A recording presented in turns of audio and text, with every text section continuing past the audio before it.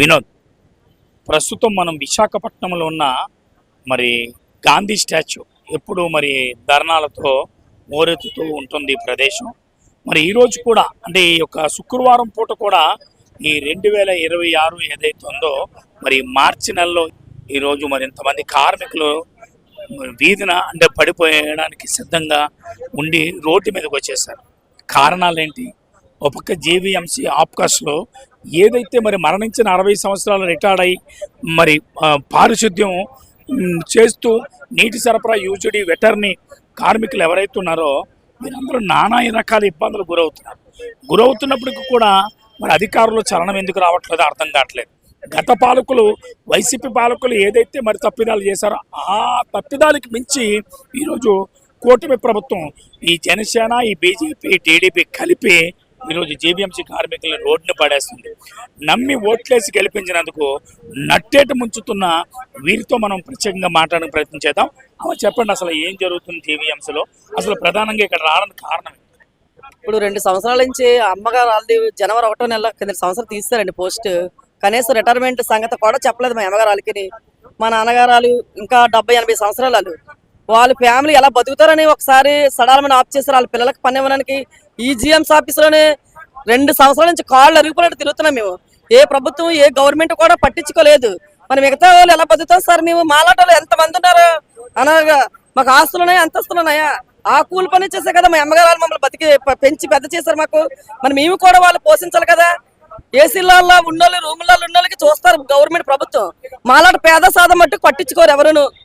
ఇది ఎంతవరకు ఎంతవరకు కరెక్ట్ అండి? ఇన్ని సంవత్సరాలు కాళ్ళు ఎరుపని తిరుగుతున్నాం. ఎమ్మెల్యేలు లేటు ఎంపీలు లేటు ప్రతి ఒక్క నాయకుల దగ్గరికి తిరుగుతున్నాం. ఎవరు కూడా స్పందించట్లేదు వీటి కోసం. కనీసం మేము అంటే గుర్తుంచుకున్నావా? అసలు గుర్తే లేదు. గవర్నమెంట్ కి గుర్తే లేదండి. ఎలా జీఎంసీ బతుకుతున్నారు అనేది ఆలోచించలేదు. కరోనా వచ్చిందంటే జీఎంసీ చేయాలి. ఒక అనకూడదు ఒక కుక్క చచ్చిపోతే జీఎంసీ చేయాలి. ఒక మనిషి సేవంతి జీఎంసీ చేయాలి. ప్రతిదానికి అదే ఆ జీఎంసీ లేకపోతే ఈరోజు ప్రభుత్వం బతుకుతారా? వాళ్ళు ఏసీలు అవి కడుపులు నింపుతాయి. వాళ్ళకి దూదు పరుపులు పడుకొని హ్యాపీగా దర్జాగా ఉంటున్నారు కదా వాళ్ళు. మా మిగతా వాళ్ళ ఫ్యామిలీ ఎలా బతుకుతారు అనుకుంటున్నారు వాళ్ళు? ఒక్కసారి ఆలోచించారా గవర్నమెంట్? ఏ గవర్నమెంట్ ఉందండి కాపాడడానికి? గవర్నమెంట్ ఎక్కడ చూస్తారా? కొత్త ప్రభుత్వం వచ్చింది. కొత్త ప్రభుత్వం ఏ ప్రభుత్వం కూడా కాపాడలేదు. ఆ చుట్టూ ఎన్నిసార్లు కాళ్ళు అరిగిపోయినట్టు తిరుగుతున్నాం, చెప్పులు అరిగిపోయినట్టు. ఇంట్లో తిండిలు లేవు. ఆ పరిస్థితి తెలుసాలకి. ఇప్పుడు కొంచెం రిటైర్మెంట్ డబ్బులు కూడా ₹1 కూడా లేదు ఎవరికి. ఒక పెన్షన్ కూడా లేదు. 2 సంవత్సరాల నుంచి పెన్షన్ డబ్బులు కూడా లేవు. ఎలా బతుకుతారు? ఎలా బతుకుతారండి వాళ్ళు? ఆ భర్త చనిపోవడానికి లేదు, పిల్లలు చనిపోవడానికి లేదు, ఎవరికి లేదు. ఏది ఏ ఆదాయం కూడా లేదు ఎవరికి. నా పేరు సత్యవతి అండి. సత్యవతి గారు, ఈరోజు బీజేపీ పార్టీ మిమ్మల్ని ఏదో ఉత్తరించేద్దామని చెప్పి వచ్చింది. జనసేన అదే మాదిరిగా మీకు ఏదో చేసేద్దామంటే మీరు లైన్ నిలబడి ఓట్లు వేస్తారు. ఈరోజు టీడీపీ పార్టీ అదే ధోరణిలో మిమ్మల్ని మోసం చేసిందంటారా? మోసం చేయడమే కదండి. ఏ న్యాయం చేశారు ప్రభుత్వం? ఏ న్యాయం కూడా చేయలేదు. ఏ న్యాయం ప్రభుత్వం ఏది చేయలేదు. న్యాయం చేసిన ఇప్పుడు ఉద్యోగాలు రప్పించండి, అప్పుడు న్యాయం చేయాలని గుర్తించుతాం మేము ప్రజలందరూ. ఇదే నాయకులు ఇప్పుడు గుర్తించాలి. ఎక్కడ గుర్తింటున్నారు? పట్టించుకోరు. ఇదే కార్యకులు అందరూ వచ్చి ఇక్కడ అలాగా ఎండక వానలకైతే సత్తారు అందరూ వచ్చి. ఏమైనా గవర్నమెంట్ అన్నా చూసిందా? ఏ గవర్నమెంట్ పట్టించుకోలేదు ఎవరిని. ఎంతవరకు కరెక్ట్ అండి ఇది? నెక్స్ట్ సారి ఎన్నికల్లో గెలుస్తారా వీళ్ళు? పెద్దలందరూ ఓట్లు వేస్తారా వీళ్ళకి? ఎక్కడుంది న్యాయం? నేను అదే అన్నానమ్మా. ఇప్పుడు ఆ రోజు లైన్ లో నిలబడి మీరే గంటల తరబడి ఓట్లు వేశారు. వెంకటలక్ష్మికి, సుబ్బలక్ష్మికి, అప్పలమ్మకి, సరస్వతికి, ఎల్లమ్మకి పిలిచి మరి రాయి అని చెప్పి తీసుకెళ్లి ఆటోలు ఎక్కించి మరి ఓట్లు వేయించారు. ఈరోజు ఓట్లు వేయించిన పాపాలకి మీరు రోడ్డును పడిపోయారు. దీన్ని ఎలా చూడాలి? ఇంకంతేనండి. ఇంకా మనసులు చీపిగా చూడడము. ఒక్కొక్క బిస్కెట్ ఇచ్చినట్టు వేసారు. 1500 ముష్టేసి ఇదే వీటితోనే బతకండి ఇన్ని సంవత్సరాలు అన్నట్టు చేశారు. ఎంతమంది ప్రజలు ఉన్నారు. వీళ్ళందరూ ఎంత బాధపడుతున్నారు నాలాగా.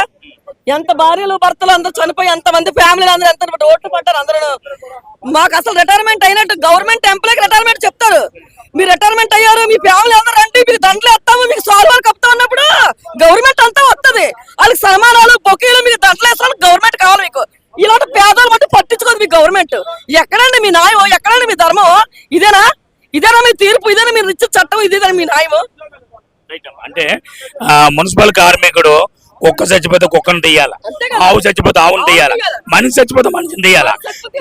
జీతాలు చూస్తే 20,000, 30,000, 40,000 వినరా అంటే అటు ఉండవు. వీళ్ళకేమో లక్షల్లో జీతాలు. మరి నేను ఎలా చూడాలి? ఆ లక్షల్లో చూస్తే పర్వాలేదు. ఈ మున్సిపాలిటీ వాళ్ళు 10,000 20,000 జీతాలకి ఆలయాల్లో బతుకుతారు. ఆ జిఎంసీ ఎంత గొప్పలో అంతే వాళ్ళు కూడా అలాగే చూసారు. వాళ్ళు కూడా అంతే కదా, అలాగే చూసారు వాళ్ళు. ఈ ఏసీలలో పడుకున్న వాళ్ళు లక్షల జీతాలు అందుకున్న వాళ్ళు బాగానే ఉన్నారు. ఈ పేద సాధ పరిస్థితి అంతే. ఆ కుక్కలు ఎలాంటి మేము మమ్మల్ని కూడా అలాగే చూస్తున్నారు. వాళ్ళు మనసులో గుర్తిస్తున్నారా? నేను అదే అన్నానమ్మా. ఇప్పుడు జోనల్ కమిషనర్ సుమారు 8 పైగా ఉన్నారు. ఈ 8 జోనల్ కమిషనర్ ఏసూరులో నుంచి బయటికి రారు. ఈ కుక్క చచ్చిపోయిన జీవహింస కార్మికుడే తీయాలి, అది ఆవు చచ్చిపోయిన జీవహింస కార్మికుడే తీయాలి, మనిషి చచ్చిపోయిన జీవహింస కార్మికుడే. కానీ లక్షల జీతాలు మళ్ళీ అవి చాలా లంచాలు. దీన్ని ఎలా చూడాలి? పెంచుకుంటారు సంవత్సరాలు పెంచడమే. లక్షలు పెంచుకొని ఉత్తరాలు అడుక్కుతుండమే మేము. మీ పాపం పెంచుకుని వాళ్ళు పుణ్యం చేశారు. పెంచుకోవడమే ఆ పాప. ఆ ఏసీ రూములు కడదాకుండా మధ్యలో అంతమైపోవడమే. ఏసీలు అయ్యి ఈ నీళ్ళ మీద పడుకునే కడదాకుంటారు. కానీ అలా అది గుర్తించట్లేదు ప్రభుత్వం, గవర్నమెంట్, మిగతా ఉన్న వాళ్ళు కూడా. ఫైనల్ గా ఇప్పుడు మీకు జరగవలసిన న్యాయం ఏంటి? ఏం చేస్తే న్యాయం జరుగుతుంది? వాళ్ళు ఇంకేం చేసినా మాట్లాడింది అంతే. వాళ్ళ బుద్ధులు ఈ క్షణంతో ఈ మీడియా ముందు వీళ్ళు ఎలా మాట్లాడుతున్నారు, వీళ్ళు బాధలు, వీళ్ళు వేదం అర్థం చేసుకున్నట్లయితే ఇక్కడ మీద నుంచి జాబులు ఇవ్వాలి మాకు. భర్త చనిపోయిన వాళ్ళకి, పిల్లలకి, వాళ్ళకి రిటైర్మెంట్ పింఛనీలు కూడా ఇవ్వాలి. 2,000 అంట పింఛని. 2,000 మామూలుగా రిటైర్మెంట్ అయినాడు 1,50,000. అది న్యాయం. ఏమనంటే వాళ్ళు ఉద్యోగాలు తీసేయడం, ఎవరు గట్టి మాట్లాడుతూ వాళ్ళు. అదేనంటే మీ గవర్నమెంట్ ప్రభుత్వం. మరి ఇన్స్పెక్టర్లకి మరి ఎవరైనా డ్యూటీలకి రాకపోతే అమ్మా, మరి ఇప్పుడు వరకు డ్యూటీలు చేస్తున్న వాళ్ళు 3,000 రూపాయల లంచం, మరి పర్మనెంట్ అయితే 1,000 రూపాయల వరకు లంచం. మరి దీన్ని ఎలా చూడాలంటారు? అది గవర్నమెంట్ లెక్క చూడి వాళ్ళ జీతం ఎంత చేస్తారు. వాళ్ళ జీతం ఒక రోజు ఉండిపోతే ఏం పోయింది, వాళ్ళ జీతం కలిపివచ్చు కదా.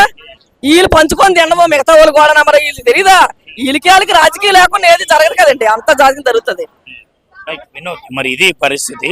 వారి బాధ అయితే, వారి యొక్క దుఃఖం అయితే ఈ స్థాయిలో ఉంది. వారైతే ఒకటే అంటున్నారు, నిజంగా మా కష్టాన్ని గుర్తించే నాయకులు లేరు. ఇప్పటి వరకు చనిపోయిన డెత్ పోస్టులు ఏవైతున్నాయి ఇప్పటి వరకు తీయలేదు. మరి ఎవరైతే జీబీఎంసీ ఆఫ్కోర్స్ లో మరణించిన 60 సంవత్సరాలు రిటైర్డ్ అయిపోయిన పారిశుద్ధ నీటి సరఫరా యూజీడీ వెటర్నరీ పార్కులు ఎవరైతే ఉన్నారో, మరి ఆ కార్మికులు కూడా ఈరోజు మరి రోడ్డు పడిపోయే పరిస్థితికి జీవీఎంసీ వచ్చిందండి. దాన్ని ఎలా చూడాలని, వీళ్ళేమో లక్షల జీతాలు తీసుకుంటారు, మాకేమో 20-30 వేల జీతాలు. దీన్ని ఎలా చూడాలని వారు కోరుతున్నారు. వీడియో జర్నలిస్ట్ వినోద్తో సిటీవీ న్యూస్, వైజాగ్, వేణుగోపాల్.